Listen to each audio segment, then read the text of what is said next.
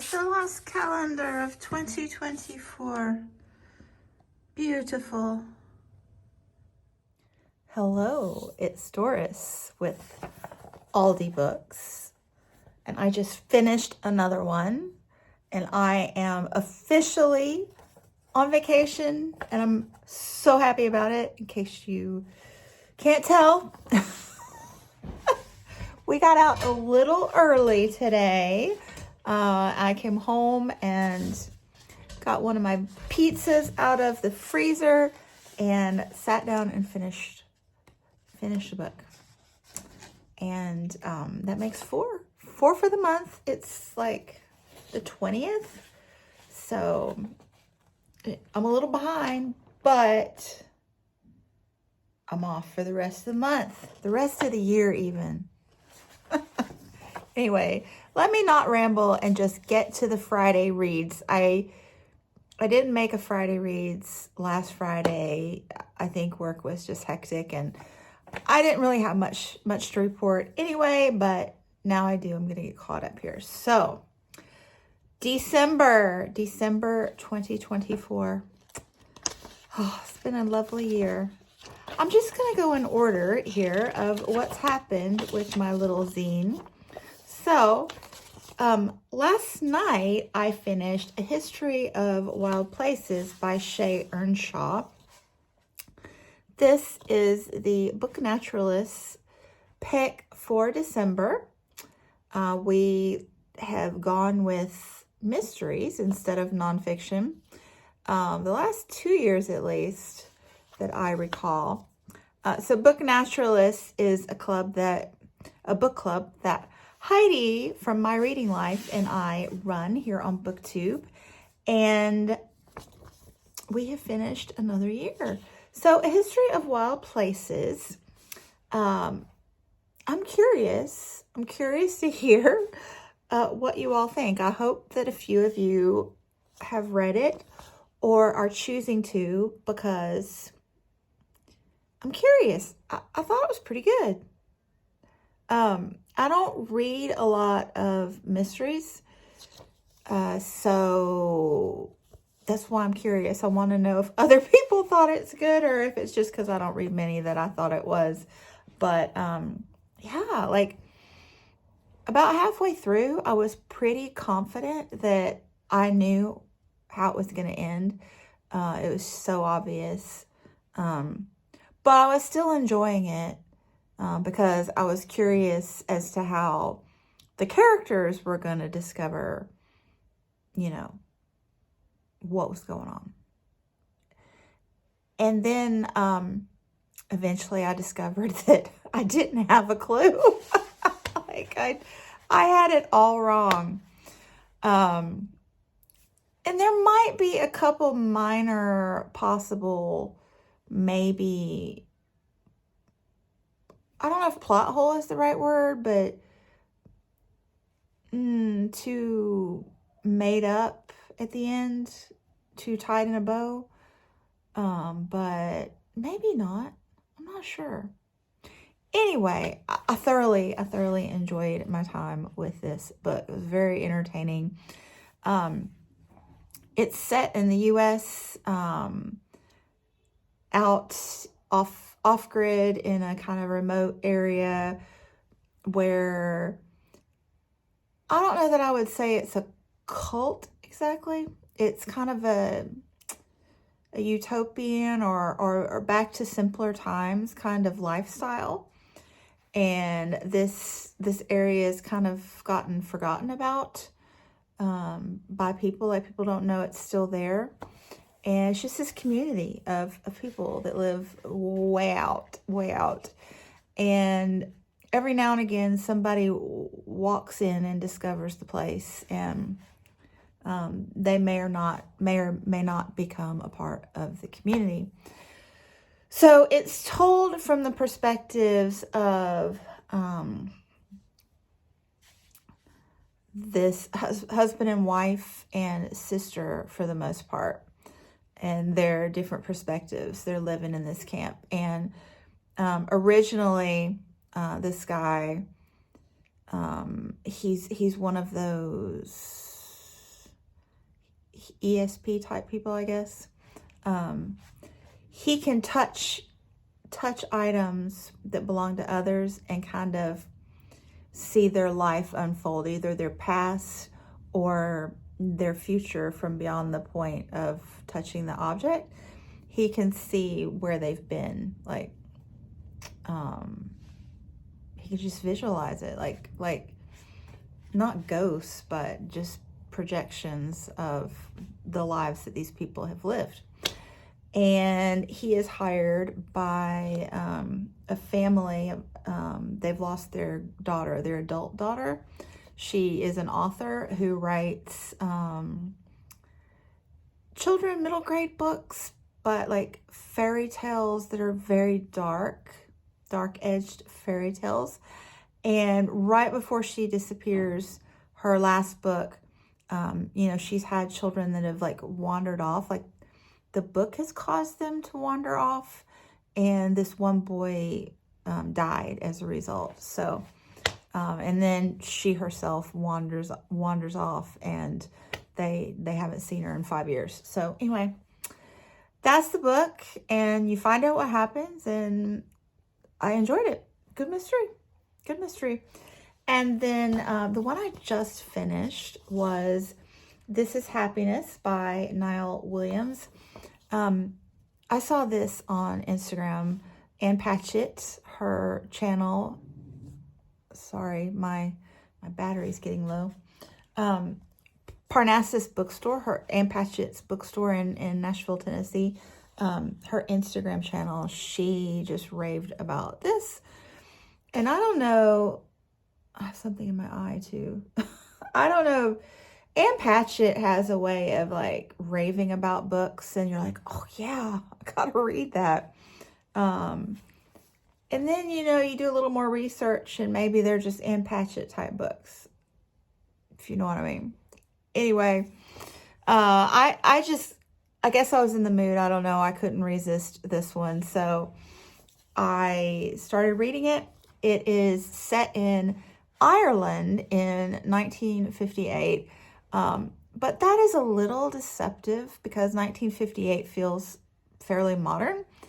But this is a rural community, very rural, and they have not yet had electricity turned on in their region.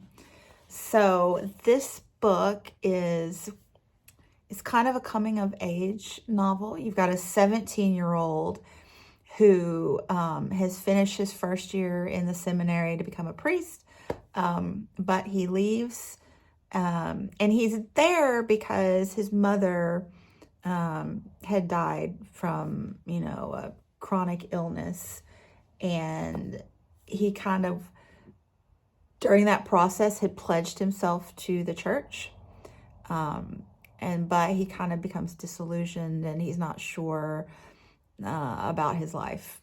So he leaves seminary and goes to stay with his grandparents in Faha, Ireland. And so it's very much a slice of life in Ireland right before it becomes modernized. The characters in here are very, very well drawn, and the setting is very, very well drawn. The plot is not much of one. So it's essentially the through line is the installation of the power poles and the electric cables and the electricity in the homes, and then, culminates in the grand flipping of the switch. But obviously it is about the characters. So one of the gentlemen that comes to town to aid in this process is named Christy. And so you've got Noel, who's known as No, is living with his grandparents, and then this electrical worker. He's not an electrician. He is responsible for surveying the community and kind of talking everybody into taking the electricity, because not everybody's keen on the idea. So getting signatures and whatnot. But he also comes to stay in the same house and shares a room with No. So Noah's the 17-year-old, and Christy's, a grown man looking back on his life. He's in, I think, his early 60s, maybe. So you find out that he left a woman at the altar. And he's come back after, I think 50 years to try to make amends. 40 years, I don't know. I'm not sure of the math there, but yeah, it's just a really gentle. The author is very heavy on theme, so his writing is very rich on a sentence and paragraph level. Not like overly descriptive, but just he says a lot with his phrasing. It's very interesting, the points he gets across with the way he phrases things. But yeah, I would say if you are dealing with grief or cancer, there's a little bit of a trigger warning for that in here. That was a little bit unexpected for me. And, this young guy who has left the priesthood falls in love with the doctor's 3 daughters. Like, there's 3 of them, and each one he meets, he loves. They're graceful, beautiful, lovely creatures, intellectually as well as, visually, I guess. And Irish music plays a big role in this as well. So if any of that sounds interesting to you, give it a whirl, try it out. So I still have not touched this book again. She Who Became the Sun by Shelley Parker Chan. This is fantasy, I believe, set kind of in a Chinese world. I guess I'll get to it now that I've finished, not that one, This Is Happiness, because I'm going on vacation tomorrow. We're getting on a plane to Spain tomorrow night. So yeah, maybe I will read that on the plane. Half a Lifelong Romance by Eileen Chang. This one was our book club pick at my school. I teach at a boarding school here in China. And I decided to DNF it. So it was fine. It was okay. It's very beloved Chinese classic. But it wasn't what I was in the mood for, I guess. And nobody from book club really finished it either. And it was, from what I could tell, quite a downer most of the way through. And I just, I'm not in that frame of mind still. And while I'm talking about frame of mind and trigger warnings, I forgot to mention the history of Wild Places. While it's not a grim mystery, it's not a thriller, there is one scene that kind of comes out of well, it doesn't exactly come out of nowhere, but it's pretty rough. Anyway, then earlier in the month, I finished 2 graphic novels. So this one, I think I read the second week of December because I was frustrated because I hadn't read anything since the first week of December. So I picked up Alice Oseman's Heartstopper, Volume 5, which was lovely. This series is just pure cinnamon bun. I will say that her last 2 are somewhat didactic in places. They read like pamphlets that you'd pick up in the school guidance counselor's office at times. But the characters are just so lovely that you enjoy spending time with them. And I appreciated that in this one, the older guy was the one, having a little struggle with life and what he wanted to do. So most of the others, it's been the younger guy that's struggled. So anyway, these are much beloved on BookTube. It deals with this gay couple in high school, and they're just lovely. I know I've said that, but they really are. And then I finished Monstrous Volume 8, Inferno, by Marjorie Liu and Sana Takeda. So these books are visually just really rich, really gorgeous. I just consumed the first 7, and I got to read them all like back to back. But the storyline just gets progressively more complex and stranger as you go along. And I think the fact that it was like a year between reading 7 and 8 really put me on the struggle bus with this one. So I didn't enjoy it nearly as much as the others. And I think that was more me. But visually, I still really, really loved it. But it's just gotten really weird and dark. So maybe it's not me. I'm not sure. But also, there are really cool cats that play a key role all the way through the series. So really, you know, if you're into graphic novels and fantasy, it's a pretty cool series. So anyway, that's where I am, and I am going to pack up tomorrow and choose what books I'm going to take to Spain with me. I'm meeting my kid, Gabriel, in Spain, and we're just going to chill for a week, and I'm so happy. Anyway, thanks so much for watching, and I'm going to attach a few holiday school festivity type things to the end of this. So if you're interested in that, stay on the line for a little more material. Anyway, I'll chat soon. Bye.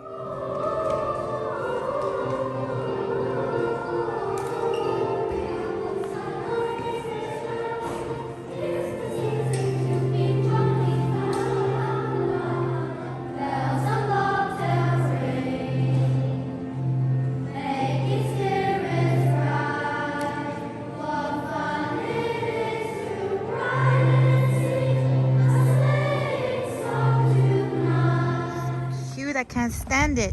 We have another amazing art display. These are called neurological art or something like that. Oh, so nice. Oh, I like that one. And then we have self-portraits, and these are crazy cool. Look at this. Such talent. And more self-portraits. And look at that. I like that. Wow. And then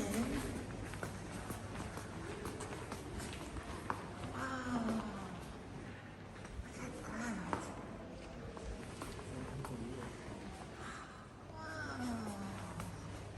And then galaxy art. I love this. Hello, Panda. Ooh. This is a photo from our planetarium. All of those. And then galaxy art. Wow, these are so cool. Wow, look at that. Nice. Oh, hi, friend. Oh, such talent. Any more? Oh.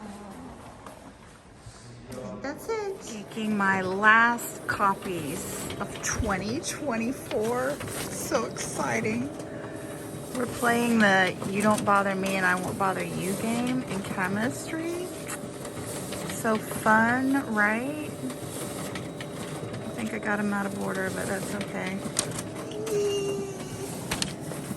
In pre-K, we're reading about ants, and I found the Santa baby ants.